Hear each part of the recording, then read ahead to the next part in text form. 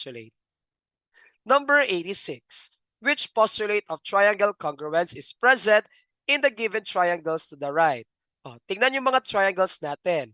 Meron tayong angle, side, angle. Next one, sa isang triangle din, angle, side, angle. May dalawang angles tapos included side, angle, side, angle. Pag angle, side, angle, yan ay diretso na tayo. Asa postulate. Angle, side, angle, asa postulate. Again, angle, side, angle, asa postulate. Number 87. Two sides of a triangle measure 37 decimeters and 58 decimeters respectively. If the perimeter of the triangle is 174 decimeters, how long is the third side? Okay, class. Given sa STEM, ang perimeter ng triangle na 174 decimeters. Given din po ang first side na 37 decimeters and 58 decimeters. Hinahanap po ang third side or S sub 3. So now, huwag kalimutan, formula po ng perimeter ng triangle is S sub 1 plus S sub 2 plus S sub 3. Again, perimeter ng triangle formula is S sub 1 plus S sub 2 plus S sub 3. Substitute sa formula ang given na mga values. Perimeter is 174, S sub 1 is 37, S sub 2 is 58. Copy si S sub 3.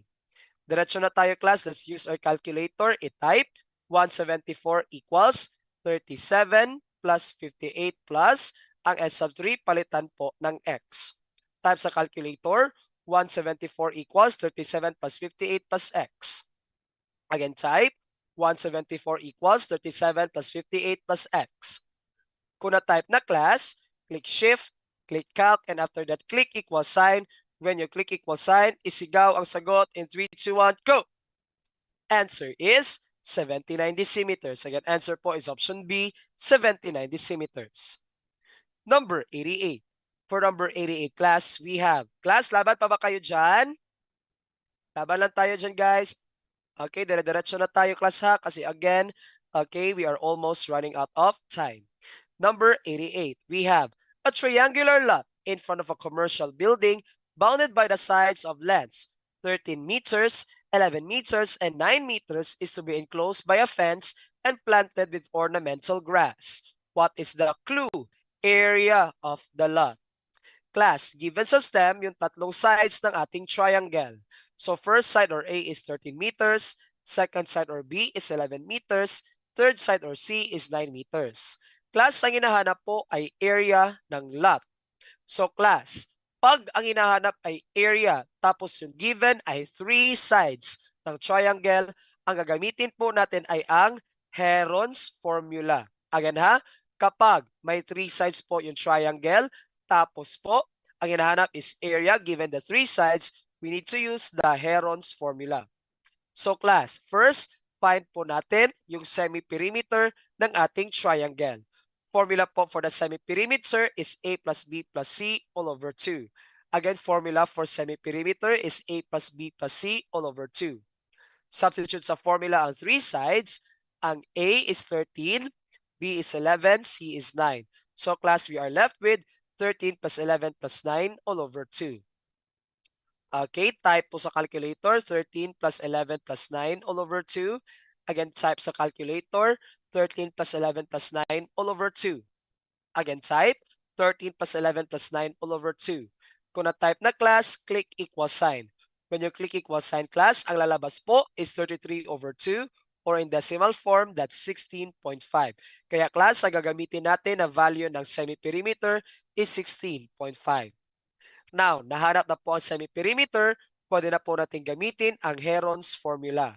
So, formula po ng Heron's formula is square root of S times the quantity of S minus A times S minus B times S minus C. Kung saan S is our semi-perimeter, A is the first side, B is the second side, C is the third side. Substitute sa formula yung given na mga values, ang S magiging 16.5, A magiging 13, B magiging 11, and C magiging 9. Now, i-type sa calculator ang given expression. I-type 16.5 minus, okay, times rather, 16.5 minus the first side which is 13 times 16.5 minus the second side, which is 11, times the quantity of 16.5 minus the third side, which is 9. Okay, again, pakitype. Okay, 16.5 times the quantity of 16.5 minus 13 times the quantity of 16.5 minus 11 times the quantity of 16.5 minus 9. Again, type square root of 16.5 times the quantity of 16.5 minus 13 times 16.5 minus 11 times 16.5 minus 9. Kung na-type na, kindly click equal sign. When you click equal sign, the correct answer is 48.81. Answer po natin, class, is option B, 48.8. Again, answer is option B, 48.8. Okay, laban pa guys. Laban na talaga guys ha. Again, kung gusto mo na ikaw na talaga yung next na top 1 placer, class minsan talaga class learning is sometimes a painful process. Minsan masakit po talaga yung matututo ka kasi sasakit ang ulo mo. But class, kapag sumasakit po ang ulo mo, ibig sabihin pinagana mo talaga yung utak mo. At dahil gumana yung utak mo, sometimes pain is necessary. Okay, nasa methods and strategies po yan kung saan po learning is sometimes a painful process. Kaya class, if you really want change to happen, if you really want to achieve what you want to achieve, sometimes pain is necessary. Kaya class, laban lang. Huwag mag-give up. Kung nahihirapan ka sa mga problems, huwag ka agad sumuko. Class, may mga solutions po ang bawat problem. Answer, 48.8 square meters. Again, answer, 48.8 square meters. Number 89. The base of a triangle is 4 centimeters longer than its altitude. If the area is 30 square meters, how long is the base of the triangle? Class, sinabi po sa STEM na ang base daw is 4 centimeters longer than its altitude or height. So we let h be the height, meaning ang base po class is h plus 4. Now, area na given po is 30 square centimeters. Now, class, ang gagawin natin is, imbes na i-solve natin siya algebraically, magta-trial and error po tayo. Trial and error po. Try natin si option D na 10 centimeters. If the base is 10 centimeters, ibig sabihin, yung height class, i-minus lang natin po yung 4 sa base. So to get the height, minus 4 lang po tayo sa base. 10 minus 4 is 6. So if base is 10, it means the height is 6.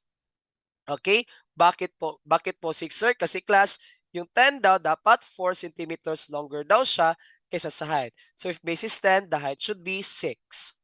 Now, try natin class na i-solve ang area ng triangle using this measurements kung mag-result ba siya ng 30 square centimeters. Try natin. 1/2 times sa base times height. Base, gawin natin 10. Height, gawin 6. 1/2 times 10 times 6. Is that equal to 30? 10 times 6 is 60.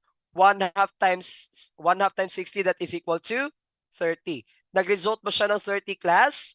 Yes, nag-result po siya ng 30. Kaya, siya na ba ating hinahanap? Siya na nga. Answer is option D, 10 centimeters. Again, 10 centimeters. Now, mali po class si A. Kasi class, if B is equal to 4, that means height is 0. Hindi po possible, class. Dapat may value talaga yung height. Try din po si B. If B is 6, that means height is 2. Class, 6 times 2 po is 12. Times 1/2, that's 6 and not 30. Kaya mali rin po si option B. Mali rin po ang C. Bakit? Kasi class, if the base is 8, that means the height is 4. 8 times 4, class, is 32. 1/2 times 32 is 16, which is not equal to 30. Kaya class, wala pong ibang sagot. Answer is option D, 10 centimeters. Again, answer po is option B, 10 centimeters. And let's have number 90. For number 90 class, we have, given the triangle of sides 10 centimeters and 15 centimeters, and the included angle of 60 degrees, find the area of the triangle.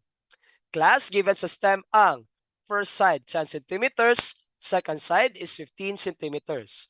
Ang included angle daw is 60 degrees. Find the area of the triangle.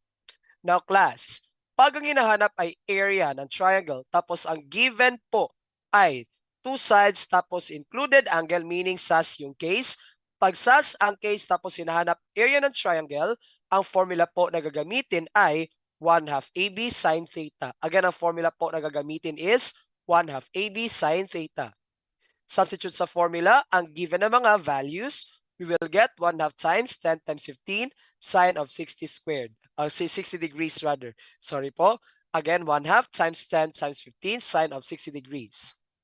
Okay, diretso na tayo sa calculator class. I-type 1 half times 10 times 15 sine of 60 degrees. Again, type po, 1 half times 10 times 15 sine of 60 degrees. Click equal sign po tayo. When you click equal sign, the correct answer is, okay, in decimal form po, that is 65 centimeters squared. Okay, answer po natin is option D, 65 square centimeters. Again, answer po is option D, 65 square centimeters. All right, bago tayo mag-proceed class, let's first have another 5-minute break. So this will be our last break na po for 5 minutes. Okay, please be back in 5 minutes. Again, please be back in 5 minutes.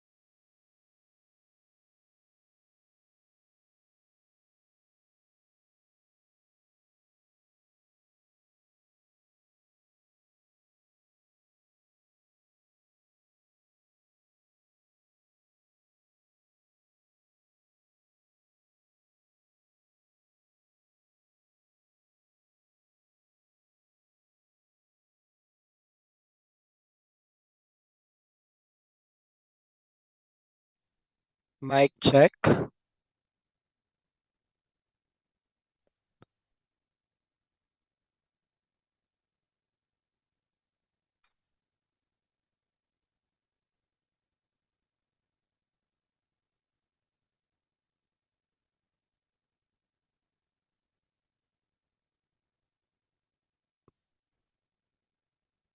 Mic check.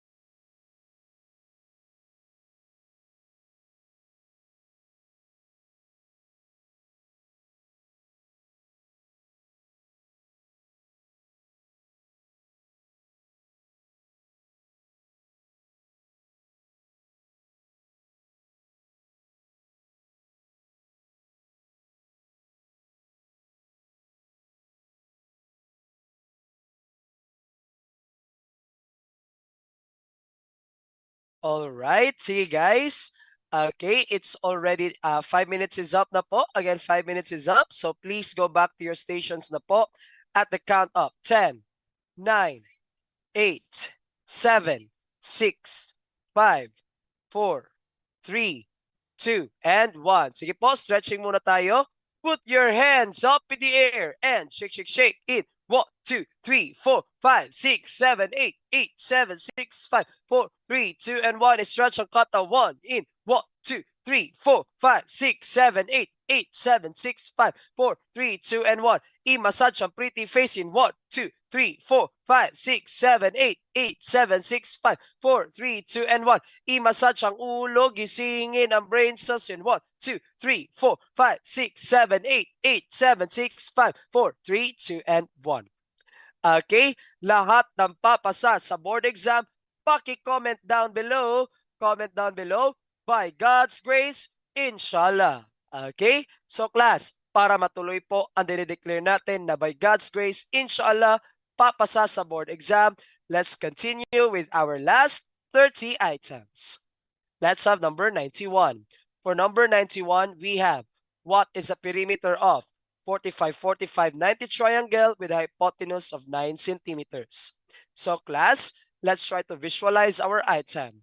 Ito po ang ating right triangle kung saan ang angles niya are 45 degrees, 45 degrees, and isang 90-degree angle. Ang hypotenuse daw niya is 9 centimeters. Given sa stem, hypotenuse is 9 centimeters.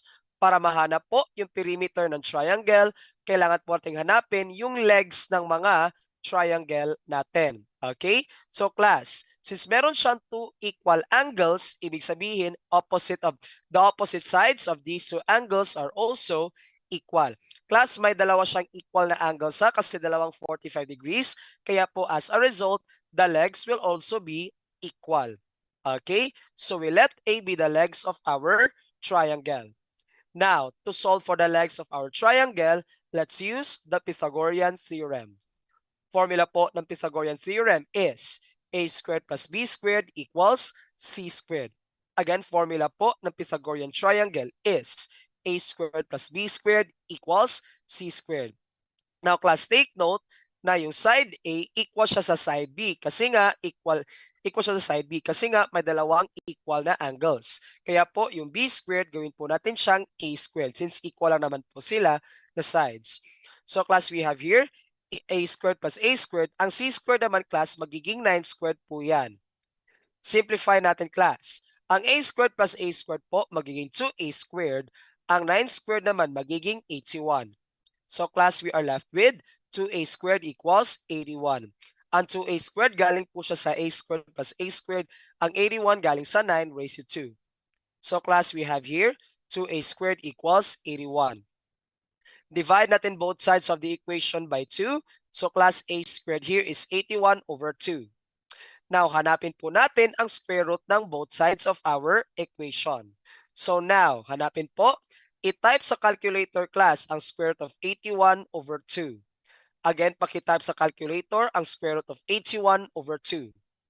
Again, type square root of 81 over 2. Kung na-type na class, kindly click equal sign. When you click equal sign, ang lalabas po class na measurement ng dalawang legs ay 9 square root of 2 all over 2. Again, ang lalabas po na measurement ng dalawang legs is 9 square root of 2 all over 2. Now, nahanap na po ang measurement ng dalawang legs. So now we can look for the perimeter. Huwag kalimutan, formula po ng perimeter is A plus B plus C. Again, formula ng perimeter is A plus B plus C. Ang A magiging 9 square root of 2 over 2. Ang second side also magiging 9 square root of 2 over 2 po siya. Equal lang sila. And ang third side is 9. So class, substitute yung mga sides. We have 9 square root of 2 all over 2 plus 9 square root of 2 all over 2 plus 9. I-type sa calculator ang 9 square root of 2 all over 9 square root of 2 all over 2 plus 9 square root of 2 all over 2 plus 9.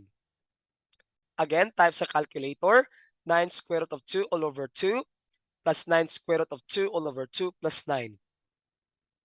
Again, type 9 square root of 2 all over 2 plus 9 square root of 2 all over 2 plus 9. Kung na-type na class, click equal sign. When you click equal sign, the perimeter is 9 plus 9 square root of 2. Answer natin class is 9 plus 9 square root of 2, which is in option A. 9 plus 9 square root of 2 ang sagot. Again, option A. 9 plus 9 square root of 2 ang ating sagot. Okay, number 92. Diretso na tayo, number 92. For number 92, we have a quadrilateral whose opposite sides are equal is generally termed as a blank. Actually, class, equal ang opposite sides ng square. Equal po ang opposite side ng rectangle. Equal ang opposite side ng rhombus. And equal ang opposite side ng parallelogram. Lahat po sila may opposite sides na equal. Although lahat po sila ay tama, class, wala pong makakatalo sa best answer. The best answer is parallelogram. Again, best answer is parallelogram. Again, lahat naman sila ay tama, pero kahit lahat sila ay tama, wala pa ring tatalo sa best. Kaya answer, parallelogram. Again, answer, parallelogram. Okay, ito po ang example ng isang parallelogram. Number 93. A quadrilateral with two and only two sides of which are parallel is called blank. Okay, class, pag parallelogram, okay, may two pairs po siya ng opposite sides na parallel. In short, may two opposite sides na parallel and another pair ng two opposite sides na parallel. Now, pag rhombus class, uri din po yan siya ng parallelogram. Kaya yung rhombus, meron din po siyang two pairs ng sides na parallel. Now, ang hinahanap dito ay may dalawang sides lang siya na parallel. Only two sides are parallel, meaning isang pair lang ng sides ang parallel. Okay, diretso na tayo class. Tawag po natin dyan is trapezoid. Trapezoid po ang tawag natin sa quadrilateral na ito. So class, ito po ang itsura ng trapezoid kung saan makikita po natin na yung dalawang bases niya are parallel habang yung legs naman are not parallel. So in short, dalawang sides lang po ang parallel sa kanya, yung mga legs naman hindi po sila parallel. Kaya answer is option B, trapezoid. Again, answer is option B, trapezoid. Number 94. A rectangle with equal sides is called blank. Class, ang clue po, equal sides. Class, dalawa po ang may equal side sa ating options. The answer could be rhombus and square. Again, rhombus and square. Now, class, ang hinahanap po, rectangle na may equal sides. Rectangle na may equal sides. Meaning, may equal sides siya at the same time, ano meron sa rectangle? Merong right angles ang rectangle. Kaya, class, alin dyan? Yung may equal sides tapos puro right angles, yan siya ay si, diretso na tayo, that's option C, square. Again, answer is option C, square. Okay, ito po ang example ng square kung saan lahat ng sides niya equal at lahat ng angles niya ay 90 degrees or right angle. Number 95. Which of the following is true? Is it A, every rhombus is a square? B, every rectangle is a square? C, every rectangle is a trapezoid? Or is it D, every square is a parallelogram? Class, this is all about the quadrilateral tree. So class, to judge each of the statement as true or false, tingnan lang po ang quadrilateral tree. So class, ito po ang quadrilateral tree. In fact, na-discuss po ito sa Gen Ed Mathematics Day 4. Okay? So class, okay, ganito po. Ang gagawin natin, class, is this one. Pag ang statement po goes from top to bottom, false ang statement. Pero class, pag bottom to top naman ang statement, that's a true statement. Okay, let's try to check our options. Okay, every rhombus is a square. Rhombus is a square. Class, top to bottom po siya. Kaya false po, C, option A. How about option B? Every rectangle is a square. Rectangle is a square, top to bottom po siya, kaya false po yung statement. Rectangle is a square, top to bottom, false na po. C, option B. How about option C? Every square is a trapezoid. Class, hindi po totoo na ang square is a trapezoid. Every rectangle is a trapezoid. Hindi po totoo na yung rectangle is a trapezoid kasi class, ang rectangle hindi po siya under sa trapezoid but under po siya sa parallelogram. So class, klaro na. Mali si A, mali si B, mali si C. How about si D? Every square is a parallelogram. Ang hinaharap natin is bottom to top. Bottom to top po, si option D. Kaya answer is option D. Every square is a parallelogram. Again, answer is option D. Every square is a parallelogram. Number 96. Which two quadrilaterals have congruent consecutive angles? So class, in terms of angles daw, congruent ang kanilang consecutive angles. Okay, let's eliminate some options. Mali po si option A na rhombus. Bakit? When we say rhombus, class, opposite angles po ng rhombus are equal, but not necessarily po na meron siyang congruent na consecutive angles. Mali na po ang rhombus. Mali rin po ang option B kasi may parallelogram. Pag parallelogram, class, opposite angles are also equal. Pag parallelogram, opposite angles are equal. Opposite angles are equal but not necessarily maglilid talaga siya sa congruent consecutive angles. Kaya mali po si option B na parallelogram and square. Since mali yung parallelogram sa option B, ibig sabihin mali rin po yung parallelogram sa option C. Kaya class, klaro na, mali si A, mali si B, mali si C. Answer po natin, class, automatically is square and rectangle. Bakit po square and rectangle, sir? Class, ang rectangle, meron po siyang 4 na right angles. Meaning, lahat ng angles niya, 90 degrees. As a result, the consecutive angles are congruent since lahat sila 90 degrees. Same is true sa ating square. Sa square po, lahat ng angles niya ay right angles or 90 degrees. Kaya po, as a result, consecutive angles are equal. Kaya class, answer po is option D, square and rectangle. Again, answer option D, square and rectangle. Number 97. Which of the following statements is or are true about quadrilaterals? Alin sa mga statements na ito ang totoo about quadrilaterals? Class, quadrilateral from the root word quadri or from the prefix quadri, totoo po na they have 4 sides or they are polygons of 4 sides. Tama po si 1. Okay, meron ba silang 2 diagonals? Yes, totoo po class na they have 2 diagonals. Kahit anong quadrilateral pa yan siya, class, makakadraw ka talaga ng 2 diagonals sa mga quadrilaterals. Now, totoo ba na at least 1 pair of opposite sides are parallel? Okay, pag quadrilaterals. Class, hindi po totoo ang number 3. Bakit po? Meron kasi po tayong quadrilateral na wala talagang parallel sides. Anong tawag sa quadrilateral na walang parallel sides? Pag wala po siyang parallel sides, class, kasali po doon yung kite and kasali po yung trapezium.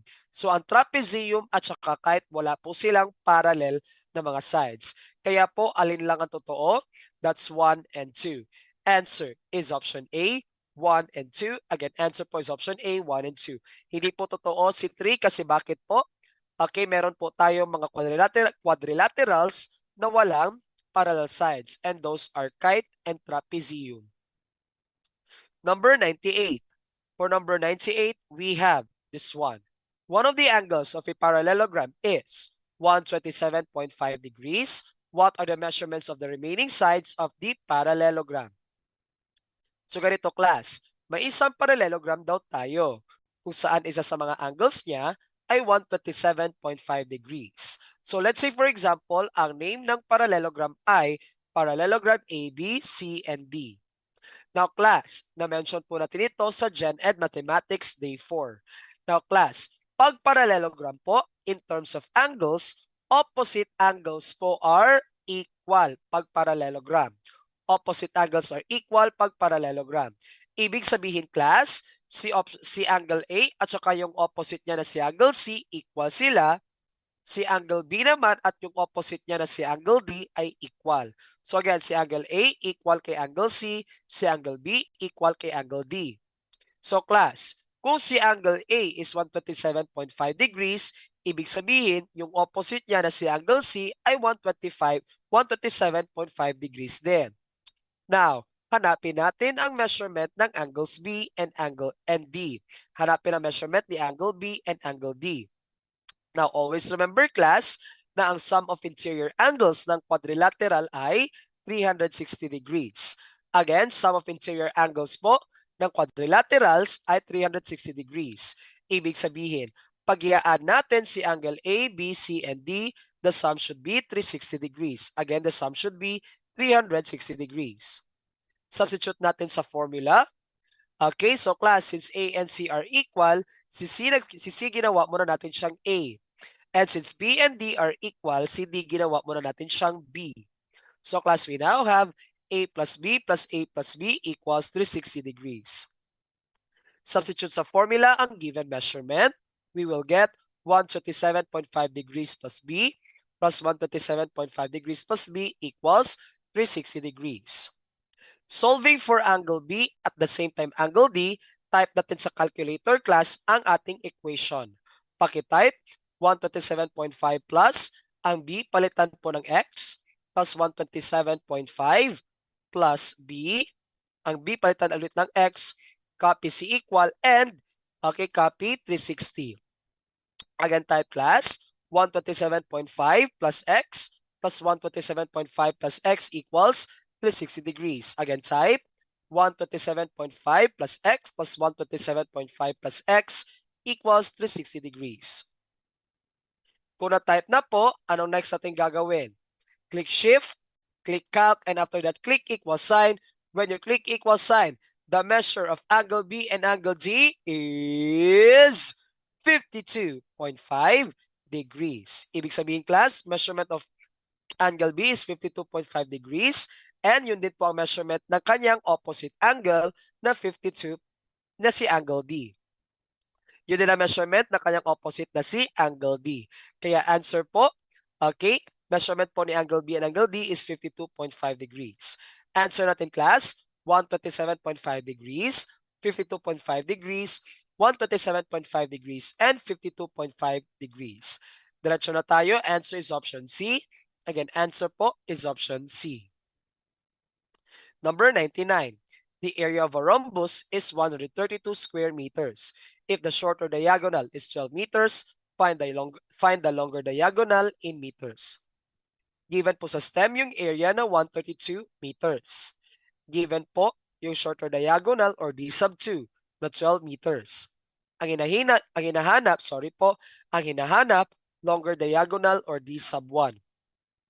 Formula po ng area ng rhombus kapag given ang diagonals ay 1/2 D sub 1 times D sub 2. Again, formula po, area equals 1/2 times D sub 1 times D sub 2. Substitute sa formula ang given ng mga values. Ang A magiging 132, ang D sub 2 naman magiging 12. So class, we have here 132 equals 1/2 times D sub 1 times 12. Type sa calculator ang ating equation. Paki-type 132 equals 1/2. Ang D sub 1, gawin po nating X times 12.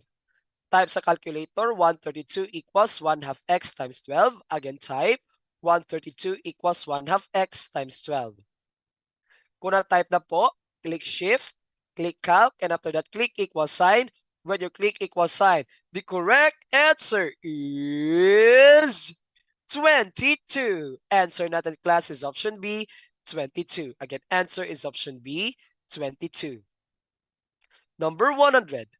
For number 100 class, we have here an end of a throw is in the shape of an isosceles trapezoid whose area is, given sa STEM, ang area na 216 square inches. If the height is 12 inches, given na po sa STEM class yung height at 12 inches, and one of the bases is 13 inches long, B sub 1, 13 inches, what is the length of the other base?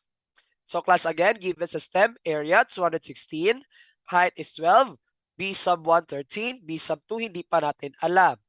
Okay, so class, huwag kalimutan ano ang area or formula ng area ng isosceles trapezoid or area ng trapezoid.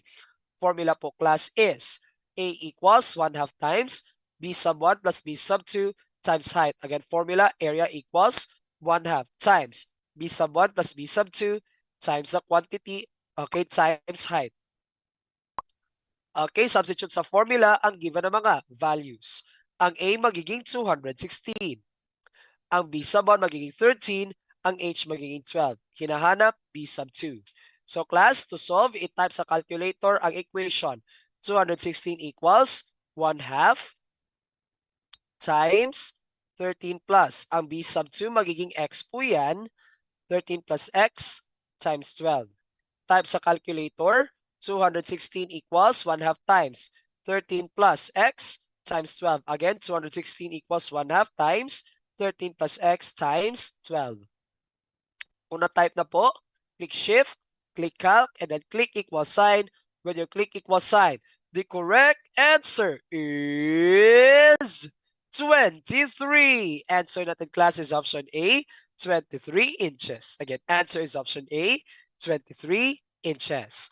So class, if you think parang weird kapag ginagawa ko siyang ganun, parang nasa bingguhan ba siya or parang nasa variety show, pasensya na po class kasi po gusto ko lang po kayong ginalingaw-lingaw rata mo class. Okay, actually, I'm just trying to catch your attention since it's almost 10 p.m. Malapit na po ang gabi so ayaw ko po na natutulog kayo kaya ginagawan ko na lang po ng twist.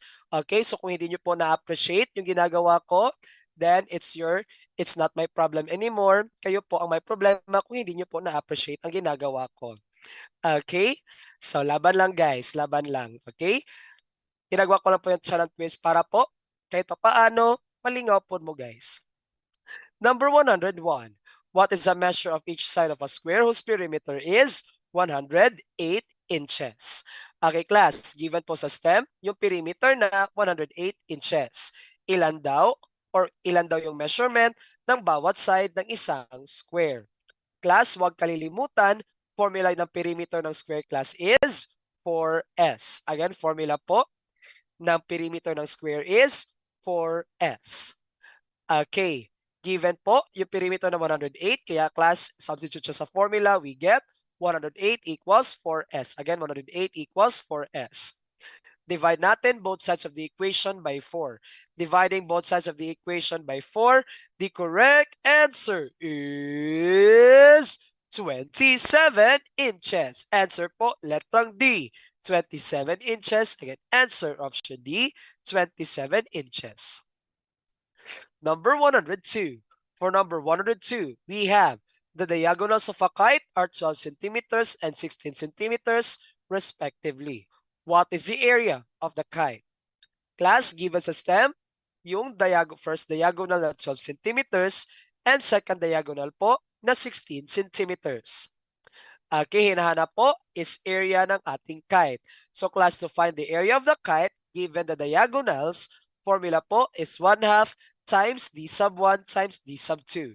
Again po, formula po ng area ng kite is 1/2 times d sub 1 times d sub 2. Substitute sa formula ang given na d sub 1 and d sub 2. Substituting ang d sub 1 magiging 12, d sub 2 magiging 16. So now we have 1/2 times 12 times 16. Diretso na tayo class. I-type sa calculator 1/2 times 12 times 16. Okay, times 16. Again, i-type 1/2 times 12 times 16. Again, type 1/2 times 12 times 16. Kung na-type na class, click equal sign. When you click equal sign, the area is 96 square centimeters. Kaya answer is option B, 96 square centimeters. Again, answer is option B, 96 square centimeters. Sorry po. 103. A plane closed curve, all points of which are the same distance from a point within, called the center.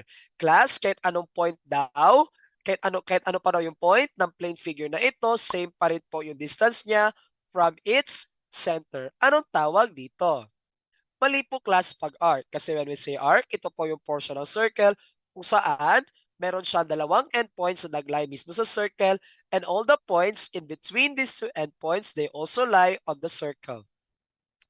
Mali po yung radius. Kasi class, pag sabihing radius, ito po yung distance mula sa center ng circle up to any point ng circle. And class, mali po yung chord. Kasi pag sabihing chord, class, ito po yung segment that joins any 2 points on the circle. So, klaro na class, ang nire-refer po ng ating STEM is the circle itself. Answer po is option B, circle. Again, answer is option B, circle.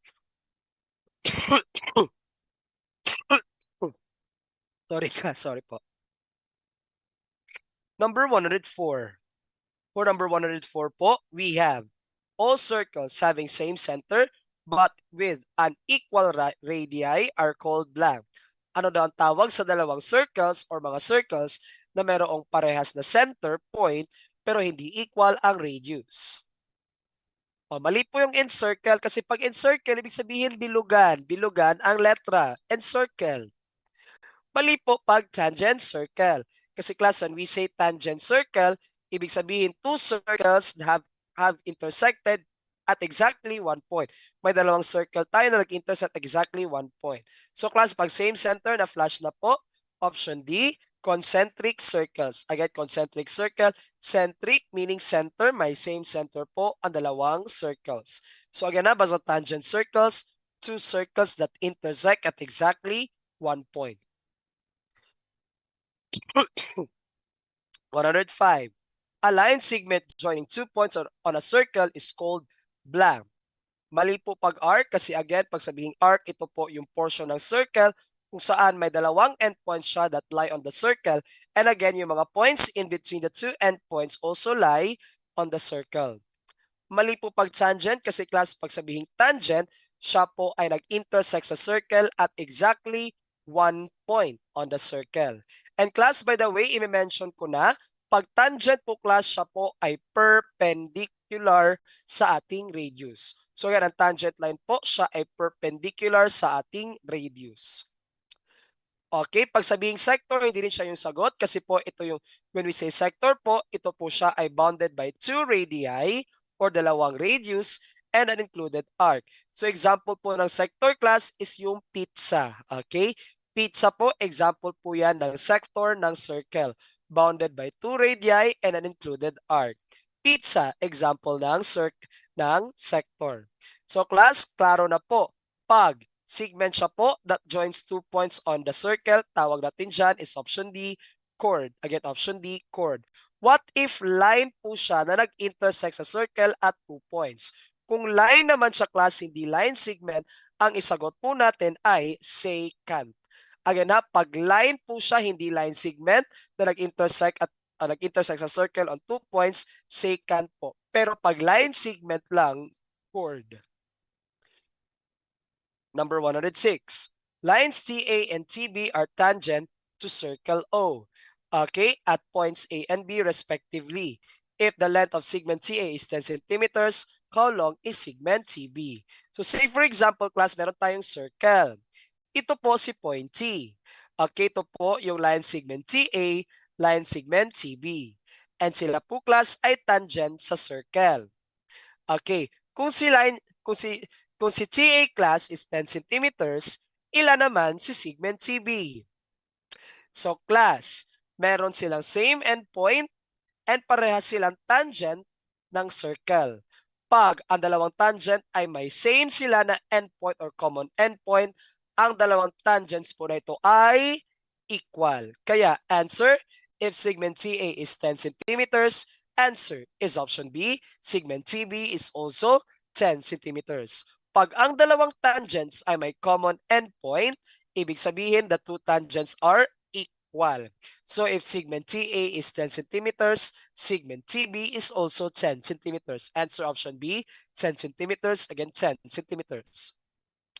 Number 107.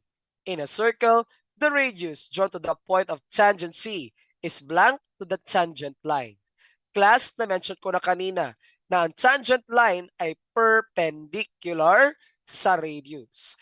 Ibig sabihin class, ang radius, pag i-draw siya papunta sa point of tangent C, ito rin ay perpendicular sa tangent line. Diretso na tayo, answer po is option B, perpendicular, again, perpendicular. So again ha, huwag kalimutan, ang tangent line po, perpendicular po yan sa radius. Number 108. Darwin ran around a circular field. If he ran a total distance of 200 meters, what is the diameter of the field? Class, given po. Sabi dito, total distance of 250 centimeters. Tapos around a circle. So class, pag total distance, are we talking about area or circumference? Pag total distance class, what we are talking about is circumference. So ang circumference daw or total distance around the circular field or around the circle is 250 meters. Ang hinahanap po class is diameter. Now class,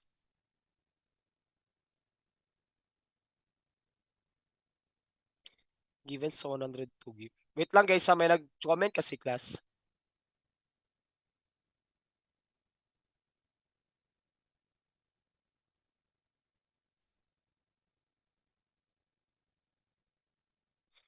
Iba yung given sa 102? 1/2 times 12 times 16.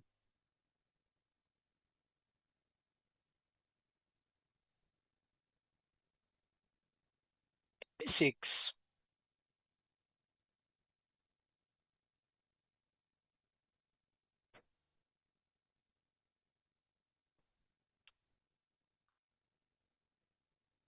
Ay as in sa 102?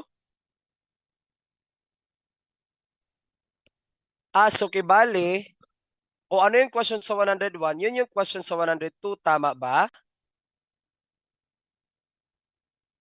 Okay.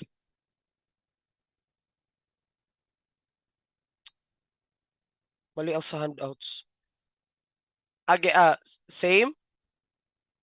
Okay. Sige class, anyways, okay, bonus na siguro natin yung 102 kung since na mali pala siya. Okay, but ito po yung nasa slide ko class. Sorry po. Sana tayo. Sorry po class, i-bonus na lang natin yung 102. Okay? Pasensya po, nagkaroon pala ng slight problem pala. Okay, but anyways, let's continue na lang po. Okay, bonus na lang po si 102. Yun pala yung na-upload, parang iba yung na-upload pagdating sa Google Form. Iba yung na-upload. Okay pa, sorry guys, sorry po.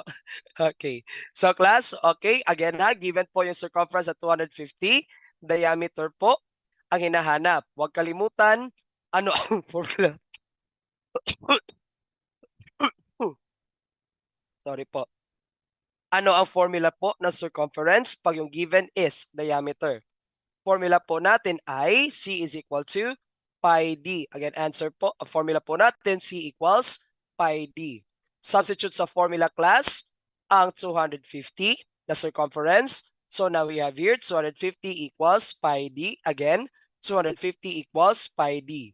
Now class, okay, i-type sa calculator ang 250 equals pi, okay, and d gawing x. I-type sa calculator 250 equals pi x. Again, type 250 equals pi x. Again, type 250 equals pi x. Okay, to solve for d, click shift, click calc, and then click equal sign. When you click equal sign, ang lalabas po class is 79.58 meters. Kaya answer is option C, 79.58 meters. Again, answer na po is option C, 79.58 meters. Number 109. For number 109, we have here, the radius of a circle is 5.335 inches. What is its circumference? Class, pasensya talaga class na epic fail. Na typo pala pagdating sa Google Form. At least yung yun lang yung na typo. Sana yun lang yung na typo. So may bonus na kayo. Char. Okay? Given po sa STEM yung radius na 5.335 inches. Ang hinahanap ay circumference. Huwag kalimutan, basta circumference ng circle, ang formula po is 2 pi r. Again, pag given yung radius, formula po ng circumference ng circle is 2 pi r. Substitute sa formula class yung radius na 5.335 inches. So now we have 2 pi times 5.335. Okay, i-type sa calculator ang ating expression, 2 pi times 5.335. Again, paki-type 2 pi times 5.335. Okay, 2 pi times 5.335. Kung na-type na po, kindly click equal sign.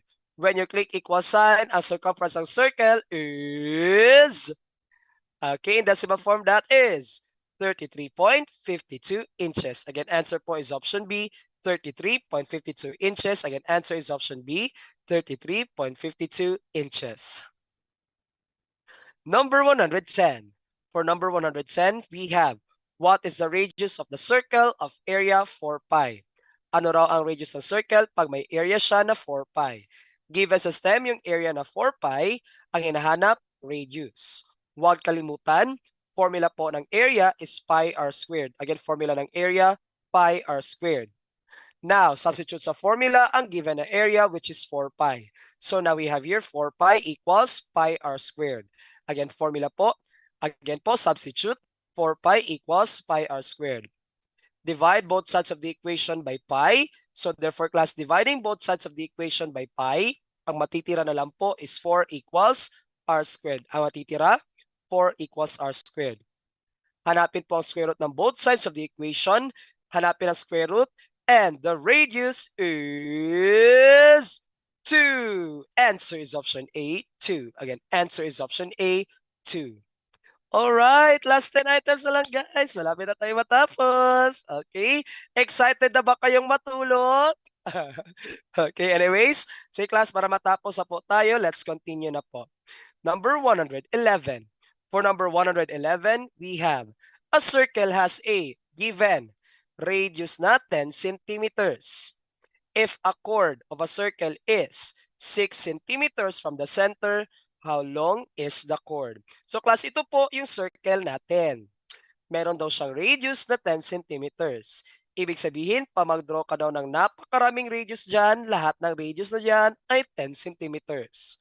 Now, sabi po ng STEM natin, may chord daw tayo kung saan ang distance daw ng chord na ito ay 6 centimeters mula sa center. Now, ilan daw ang length ng chord na ito? So class, as you can see po, nakabuo po tayo ng dalawang right triangle sa ating circle sa pag-visualize natin. So nakabuo tayo ng dalawang right triangle. So class, itong chord natin, hatiin natin sa dalawa, okay, magiging dalawang x po yan. So we let x be half of the chord. Okay, we let x be half of the chord. So now, let's solve for x using the Pythagorean theorem. Huwag kalimutan class, by Pythagorean theorem, ang magiging formula po natin will be, okay, base x squared plus height 6 squared equals 10 squared. Again, we have here x squared plus 6 squared equals 10 squared. Simplify, ang 6 squared po magiging 36, 10 squared magiging 100. So now class, we are left with x squared plus 36 equals 100. Now, ang positive 36, i-transpose natin sa right, magiging negative 36. So now class, we are left with x squared equals 100 minus 36. Again, we have here x squared equals 100 minus 36. Now, 100 minus 36 class is 64. So now we are left with x squared equals 64. Now, hanapin ang square root ng both sides of the equation. X now, ang square root of 64 class is 8. Kaya x is 8. Now class, isang x lang po ito. So class, ito po ay 8 centimeters. Class, take note, yung length ng buong chord ang hinahanap. So yung isang chord class, dalawang x po yan. Kaya ang 8, i-times pa natin sa 2. Therefore, what is the length of the chord? The length of the chord class is 16 centimeters. Kaya answer is option C, 16 centimeters. Again, answer is option C, 16 centimeters. Malapit na guys. Number 112.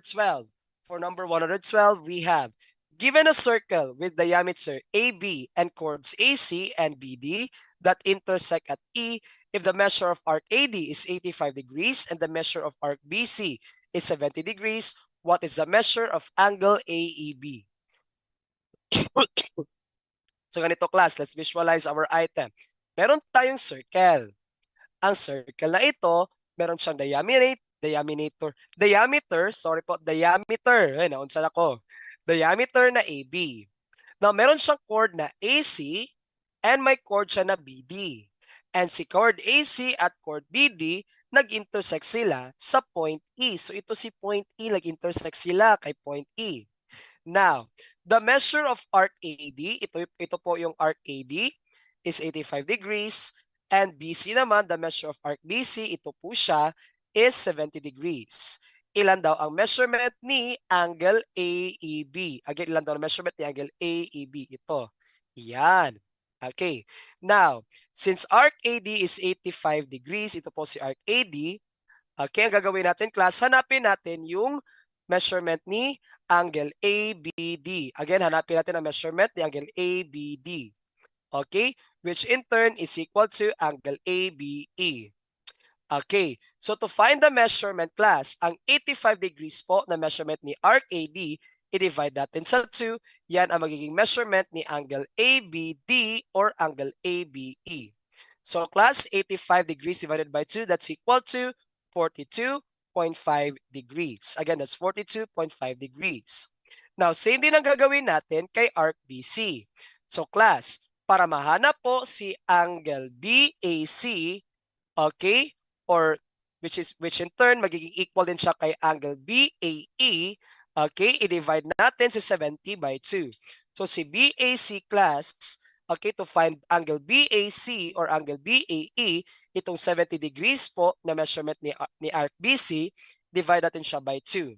So class, 70 divided by 2, ilan ang measurement ni angle BAE or BAC? That is 35 degrees. So class, ang measurement po ni angle BAC or angle BAE is 35 degrees. So now, pwede na po nating mahanap si angle AEB. So class, angle BAC is 35 degrees, angle ABE is 42.5 degrees. Pwede na mahanap si angle AEB or BEA. Now, okay, always remember, class, naka-form po tayo dito ng triangle. Naka-form tayo ng triangle. And take note na ang sum of interior angles ng triangle is 180 degrees. Meaning, pag i-add daw si ABE, si BAE, at si AEB, the sum should be 180 degrees. Let's substitute. Ang ABE magiging 42.5 degrees.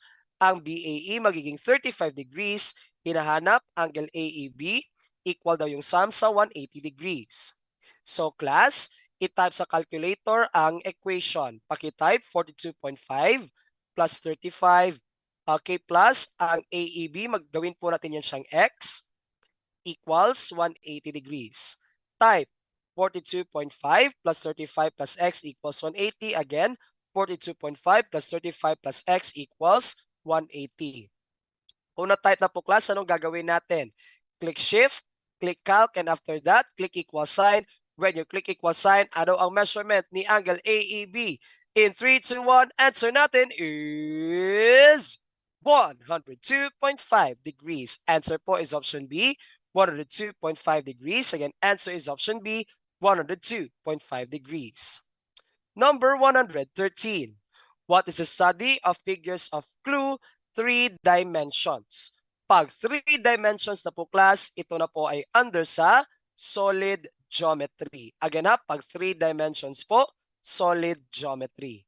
Pag 2-dimensional pa lang, class, that's plane geometry. Plane geometry po yan pag 2 dimensions pa lang. Pero pag 3 dimensions, that's under solid geometry. 114. For number 114, the solid formed by rotating a circle about a line, not intersecting it, is called blank. Class, yung circle down, ni-rotate natin. Pag i-rotate yung circle, ano yung solid na ma-form? Diretso na tayo, makaka-form tayo ng bola or sphere. Answer option C, sphere. Again, answer option C, sphere.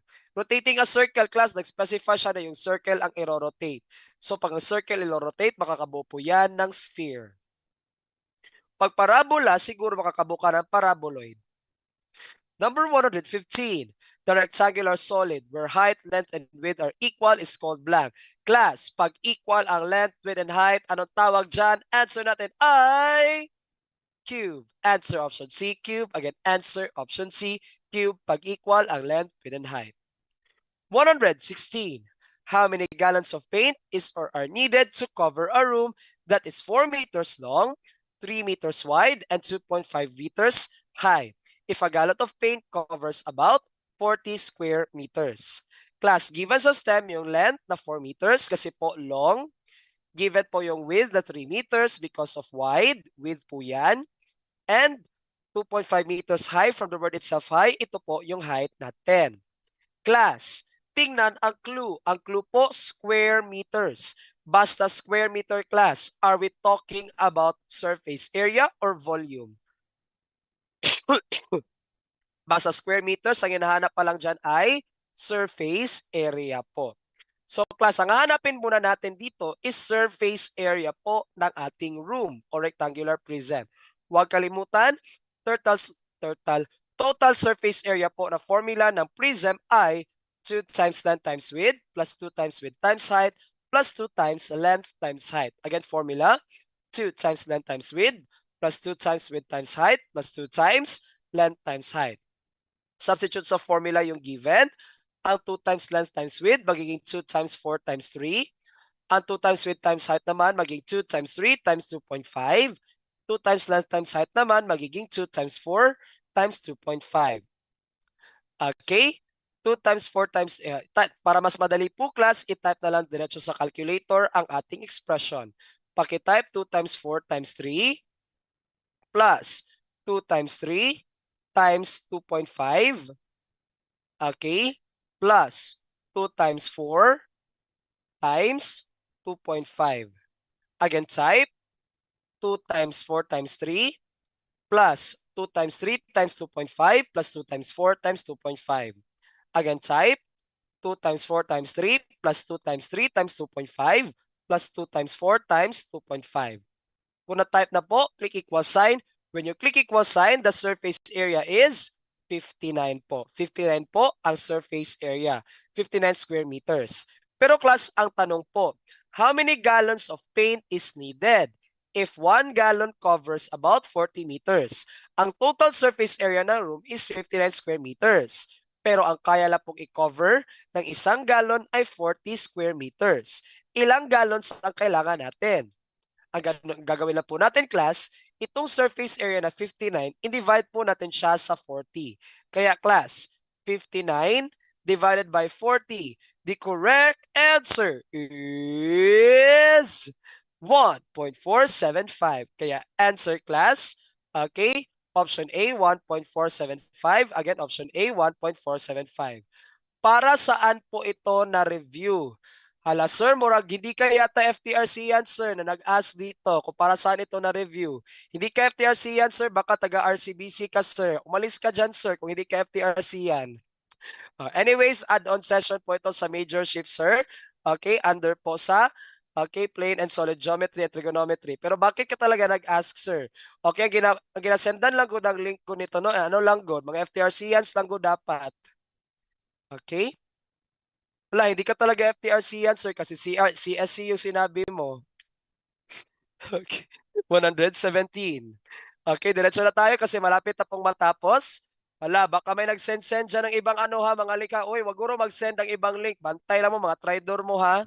Kabujod. 117. For number 117, we have this one. How many 8 cubic inch cubes can fit in a cubic box whose edge is 8 inches long? Uy, na-spy. Hala. O, kinsa na nag-send og link dira, bantay lang jud na.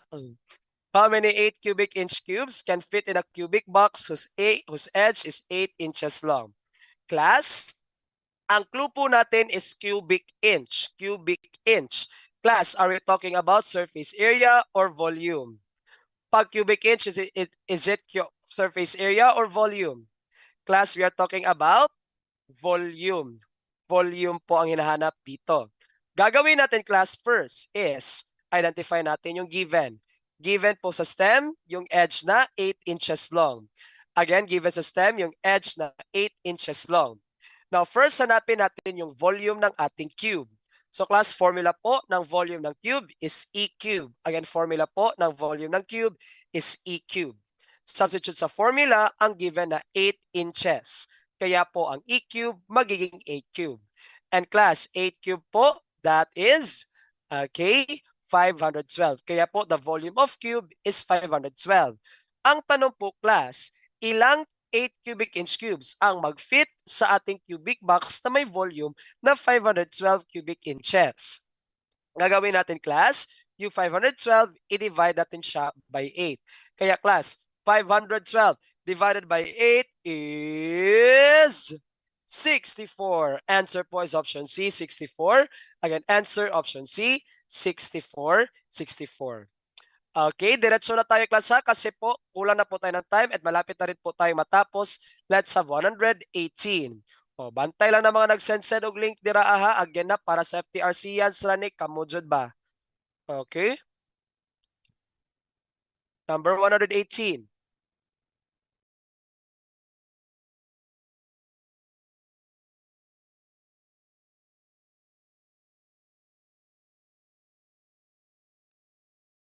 We have this one. The volume of a cube is equal to the volume of a rectangular prism whose edges are 8 centimeters, 9 centimeters, and 3 centimeters. What is the edge of the cube? Class, given sa STEM, length po ng ating prism ay 8 centimeters, width is 9 centimeters, height is 3 centimeters. Okay? Now, sabi po ng STEM class, ang volume daw ng cube ay equal sa volume ng parallel pipe. Pag sabing parallel pipe class, prism pa rin po yan. Again, parallel pipe is also another term for prism. Okay, so wag po ma-worry class, parallel pipe, prism pa rin yan. So volume daw ng cube is equal daw sa volume ng ating prism. Class, ang formula po ng volume ng cube is E cube. Habang ang formula naman ng volume ng prism ay length times width times height. Length times width times height. Yes po, mag-reveal pa ko ng top scorers after ma-rationalize lahat. So now, E cube equal daw siya sa length times width times height. Substitute sa formula class, length times width times height.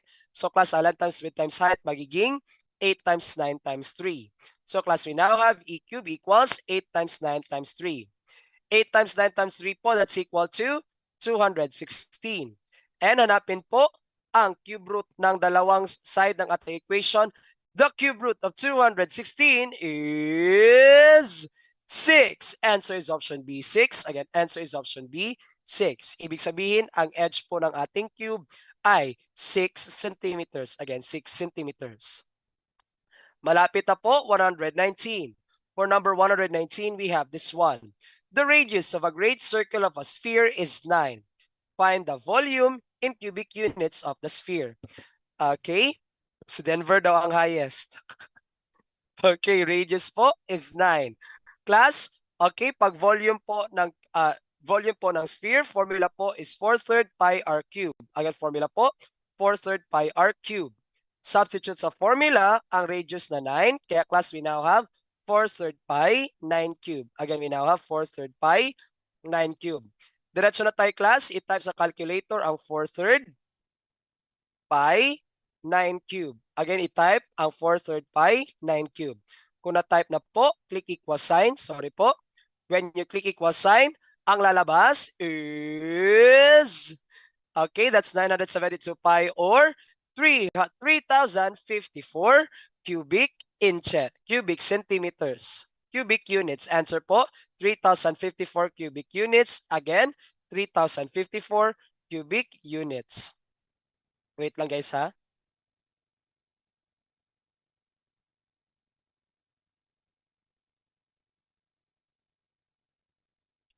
(3,054 cubic units). And last one po, 120. The volume of a sphere is 354 cubic centimeters. Solve for its radius. Diretso na tayo class. Given volume po is 345 cubic centimeters. Hinahanap ay radius. Okay. 345 cubic centimeters po ang volume. Hinahanap po is radius. So class, huwag kalimutan again, formula po ng volume is 4/3 pi r cube. Again, formula ng volume is 4/3 pi r cube. Now, substitute sa formula ang given na volume. Substituting class, volume po is 345. So now we have here 345 equals 4/3 pi r cube. Again, 345 equals 4/3 pi r cube. Divide natin class both sides of the equation by 345 over 4/3 pi. Okay, so now we have here 345 over 4/3 pi equals r cube. Again, divide natin both sides of the equation by 4/3 pi. So now have 345 all over 4/3 pi equals r cube. Now, gagawin natin class, si 345 po. 345, divide po natin by 4/3 pi. Okay, si 345 divided by 4/3 pi, that will be equal to 82.3627. Again, that will be equal to 82.3627. Hanapin po natin ang cube root ng both sides ng ating equation. So class, hanapin po cube root ng 82.3627. And the cube root class or the volume, the value of the radius is, answer po is 4.35 centimeters. Again, answer po natin class is 4.35 centimeters. Therefore, class, sagot natin is option A, 4.35. Answer, 4.35. Okay. Sige. Okay, and we're finally done sa rationalization ng mga items. Thank you so much, class, for listening. I hope may natutunan po tayo kahit papaano, kahit limited lang po ang time natin to rationalize the 120 items na quiz on trigonometry and plane and solid geometry. And now, let's recognize the top scorers po ng ating quiz. Starting with the top 10 students with a score of 107. Okay, with a score of 107, we have Trisha Gimaranga from Bukidnon State University, Malaybalay Branch. Next, Permejo. Asa na yun, guys?